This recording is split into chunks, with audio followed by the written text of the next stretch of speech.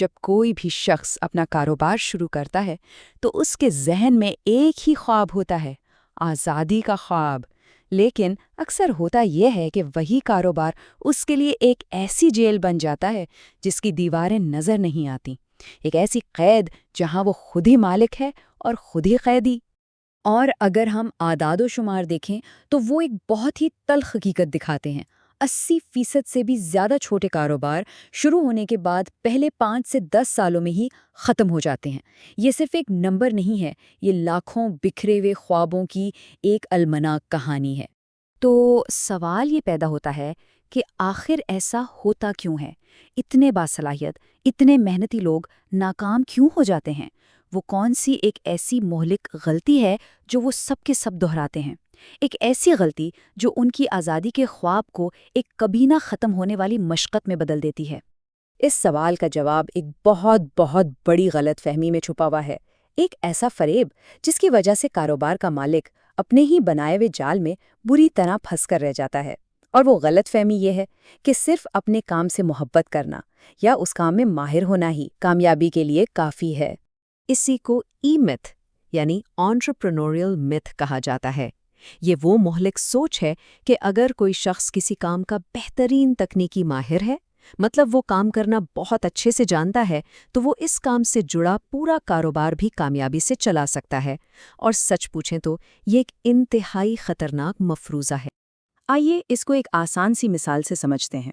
فرض کریں جاوید نام کا ایک شیف ہے جو شہر کا سب سے لذیذ پیزا بناتا ہے۔ یہ اس کی ٹیکنیکی مہارت ہے۔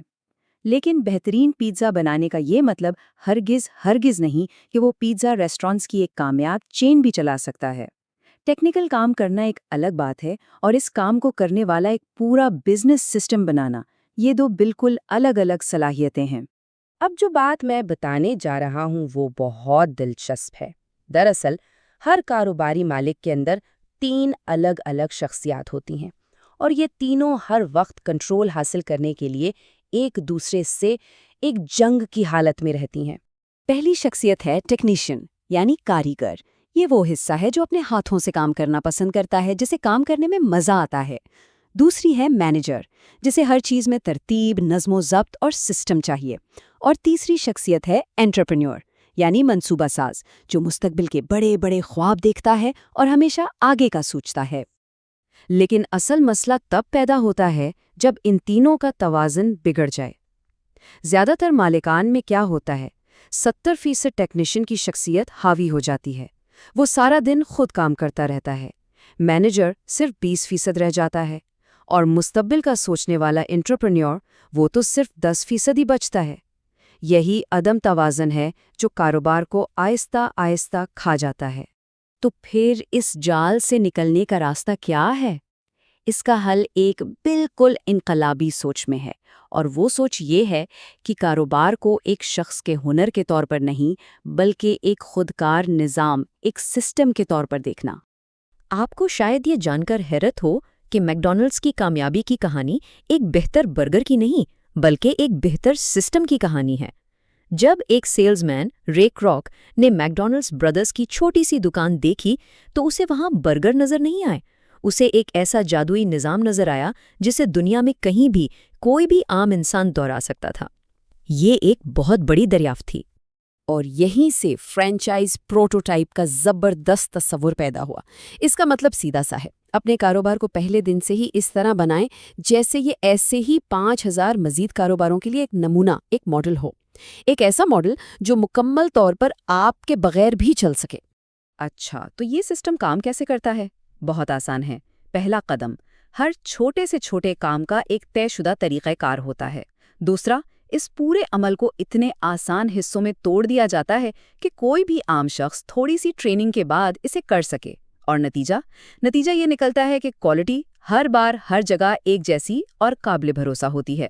تو آئیے اب اس بلو پرنٹ کو سمجھتے ہیں جس پر عمل کر کے حقیقی آزادی حاصل کی جا سکتی ہے، ایک ایسا کاروبار بنانے کا طریقہ جو آپ کے بغیر بھی بہترین طریقے سے چلتا رہے۔ دیکھیے، سب سے بڑی اور سب سے اہم تبدیلی جو ایک مالک کو اپنی سوچ میں لانی پڑتی ہے وہ ہے کاروبار میں کام کرنے کے بجائے کاروبار پر کام کرنا، خود کچن میں پیزا بنانے کی بجائے ایک ایسا نظام بنانا جو بہترین پیزا خود بخود بنائے۔ کاریگر بننے کی بجائے اس پورے نظام کا معمار یعنی آرکیٹیکٹ بننا۔ ایک بات ہمیشہ یاد رکھیں، جو کاروبار چند خاص لوگوں کی مہارت پر انحصار کرتا ہے وہ بہت نازک ہوتا ہے، شیشے کی طرح۔ ان لوگوں کے جانے سے کاروبار بیٹھ سکتا ہے، لیکن جو کاروبار ایک مضبوط سسٹم پر انحصار کرتا ہے اسے عام لوگ بھی چلا سکتے ہیں اور اسے لامحدود حد تک بڑھایا بھی جا سکتا ہے، وہ کاروبار مضبوط ہوتا ہے۔ یہاں ایک بنیادی اصول ہے جسے دل میں بٹھا لینا بہت ضروری ہے، وہ یہ کہ نظام کاروبار کو چلاتا ہے اور لوگ اس نظام کو چلاتے ہیں۔ آپ کا کام لوگوں کو چلانا نہیں، بلکہ ایک ایسا بہترین نظام بنانا ہے جسے لوگ آسانی سے چلا سکیں۔ یہی ٹرن کی انقلاب ہے۔ ذرا تصور کیجئے ایک ایسا کاروبار جس کی چابیاں آپ کسی اور کے حوالے کریں، تمام آپریٹنگ مینوئلز کے ساتھ، اور وہ پہلے دن سے ہی کامیابی سے چلنا شروع ہو جائے۔ ایک ایسی مشین جو آپ کے بغیر بھی پیسے بناتی رہے۔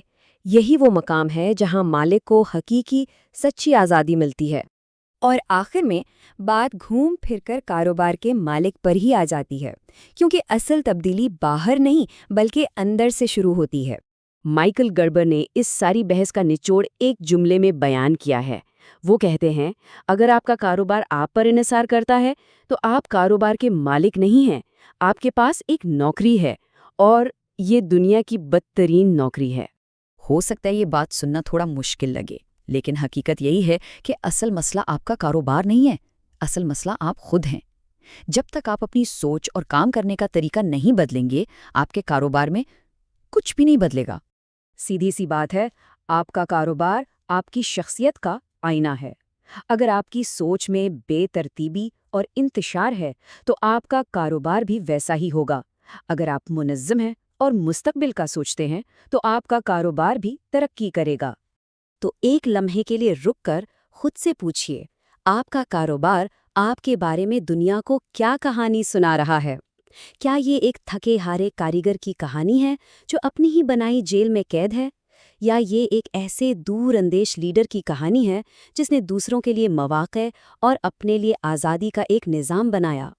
فیصلہ آپ کا ہے۔